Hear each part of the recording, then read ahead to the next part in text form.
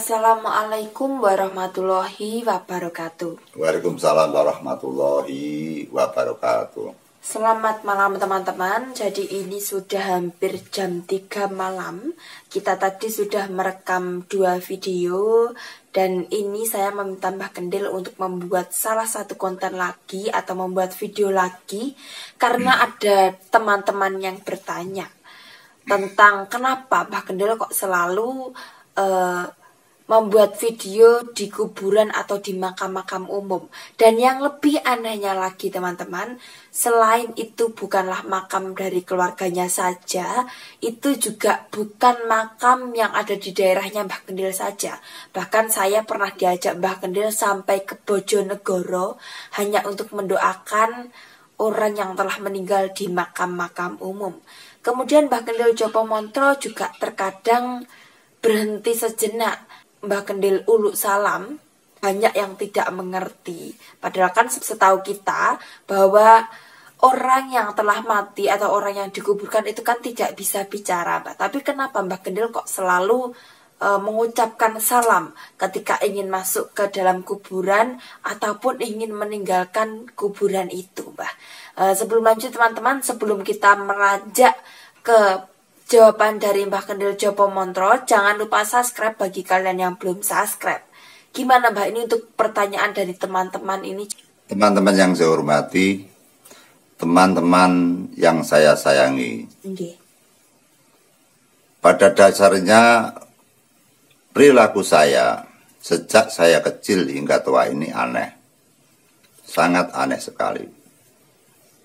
Sejak kecil, sekira saya SD kelas 5 sudah senang bertapa, senang tirakat, tidur sendirian di luar rumah, di kebun-kebun, di sawah-sawah.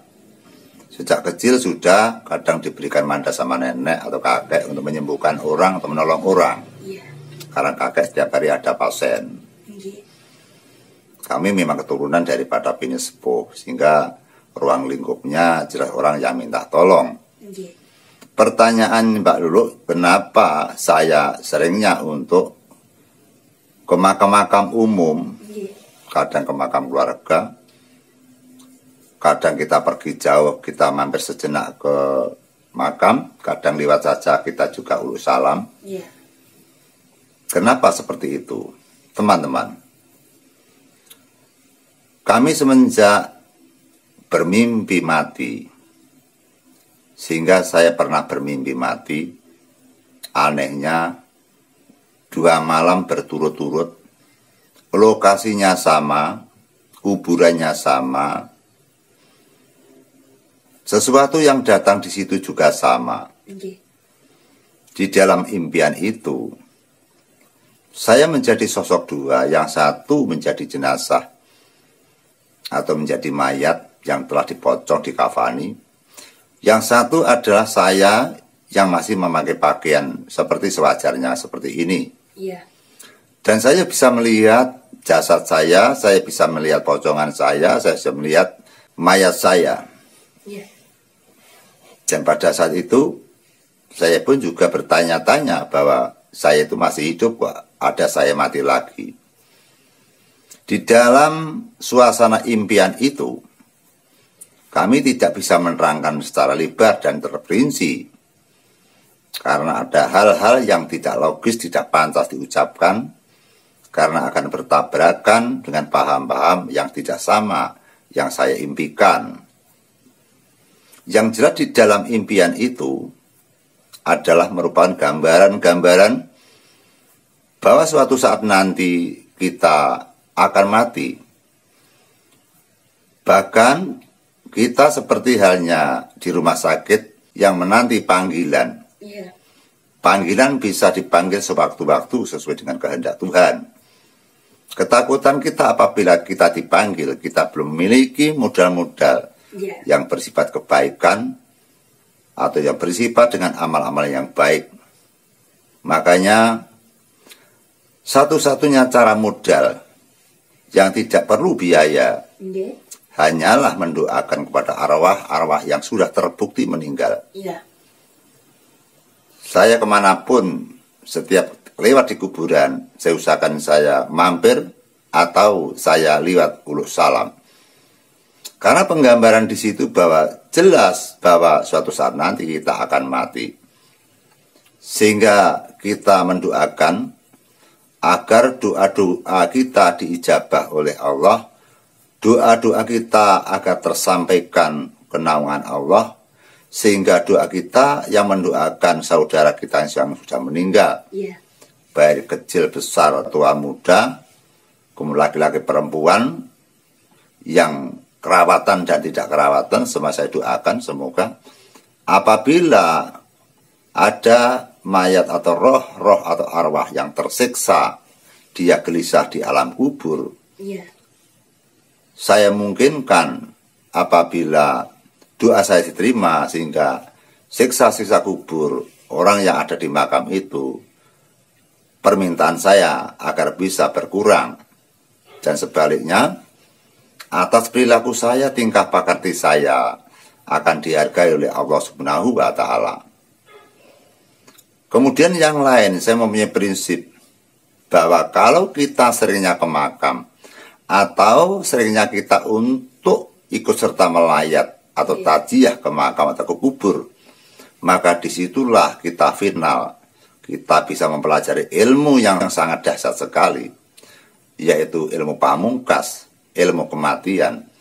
Sehingga pada saat jenazah diturunkan dari keranda mayat, diturunkan ruang kubur, kita pasti merenungkan sejenak, kita pasti lemah sejenak, kita pasti susah sejenak, bahwa dunia atau jagat raya yang indah ini pasti suatu saat akan ditinggal, dan kita terpendam di dalam kubur dengan sendirian, dengan memikul tanggung jawab atas dosa-dosa kita. Itu yang kita pikirkan.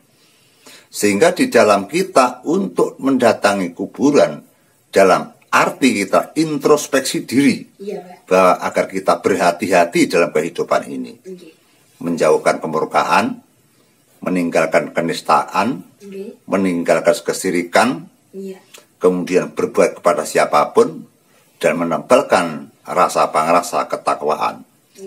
Makanya apabila kita ke makam menonton dan melihat para orang-orang yang meninggal, yang dikebumikan di alam kubur, otomatis kita ingat mati kita sendiri. Kalau kita ingat mati sendiri, maka kita akan takut berbuat sombong, akan takut berbuat dosa, dan kita akan takut melanggar peraturan agama, melanggar dengan peraturan ketakwaan, melanggar dengan peraturan-peraturan masyarakat dan peraturan-peraturan negara. Karena kita sudah tahu bahwa suatu saat nanti kita mati akan bertanggung jawab sendiri atas dosa-dosa kita sendiri.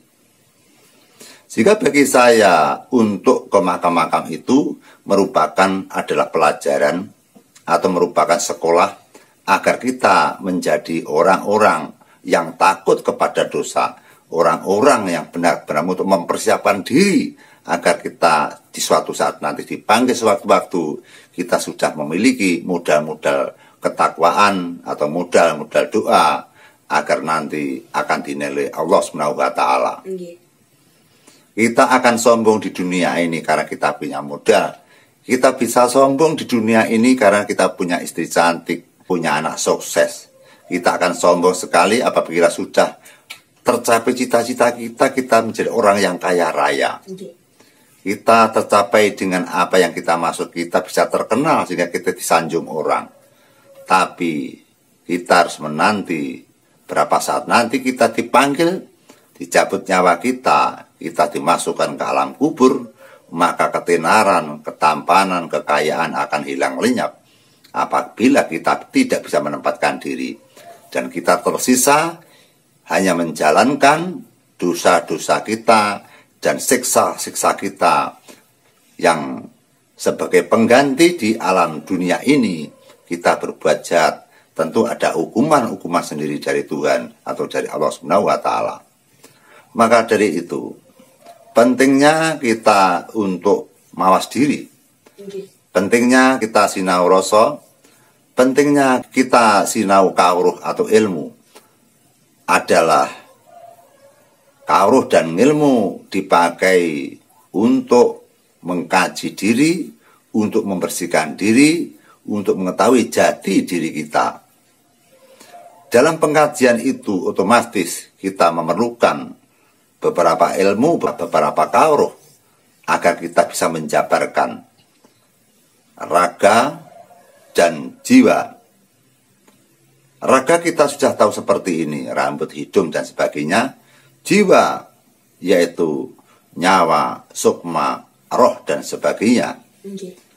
Apabila kita mempelajari di antara jiwa dan raga, maka kita akan menggandrungi kepada Sang Pencipta, maka kita akan mencintai kepada Allah Subhanahu wa Ta'ala, dan kita akan mencintai kepada sesama manusia, karena di dunia ini kita tidak bisa hidup sendiri.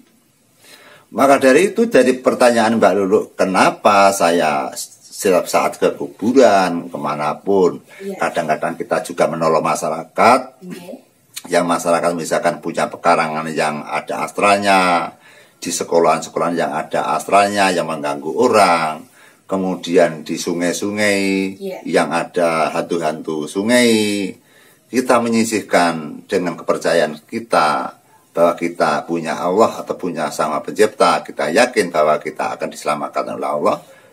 Dan tata cara menolong tersebut otomatis ada pundi-pundi amal yang nanti suatu saat kita akan memetik dan kita akan bisa merasakan.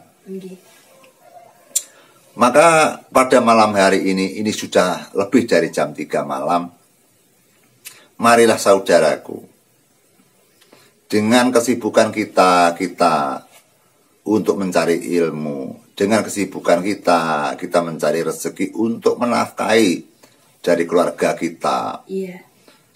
Dari pagi, siang, sore, malam kita disibukkan dengan kegiatan dan pekerjaan. Kadang kita lupa dengan hal ini. Maka dengan adanya video ini, barangkali siapa tahu bisa menyontak kepada Anda semua, bahwa marilah kita memulai untuk berbuat baik, mempelajari dengan ilmu agama, mempelajari dengan kauruh dan ilmu untuk berpulang nanti.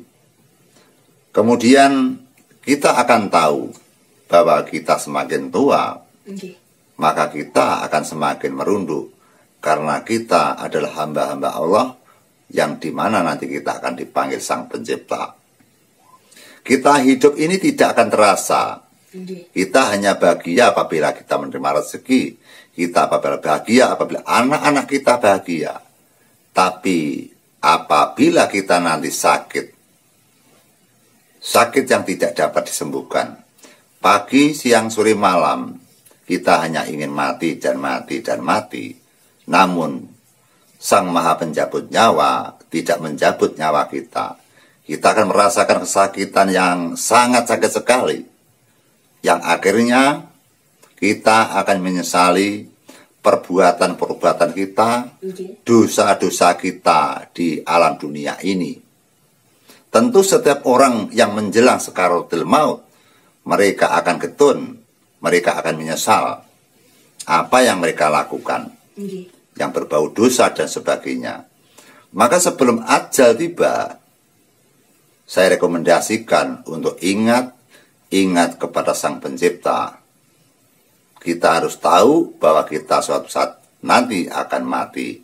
Sebelum mati, maka kita program agar kita di saat kita dicabut nyawa kita, pada saat setelah nyawa kita dicabut, kita berjalan ke arah mana, maka kita akan lepas parane jembaro kubur diakoni dini pengirane, sehingga kita akan merasakan alam yang mestinya panas menjadi dingin, alam kubur yang sempit menjadi longgar, alam kubur yang sumuk menjadi dingin, alam kubur yang menjadikan kita resah gelisah menjadi kerasan dan tentram, alam kubur yang berjalan dengan kesulitan, banyak godaan, banyak sengatan.